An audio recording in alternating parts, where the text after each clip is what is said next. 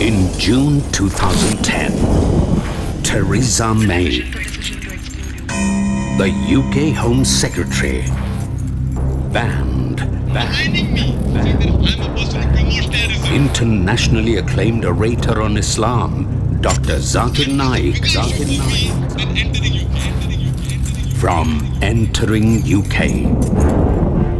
It's time to protest against this blatant injustice. Justice. Watch exclusive interviews supporting Dr. Zakir's and Islamic viewpoints in Excluding Islam, Unjust ban on Dr. Zakir Naik by UK.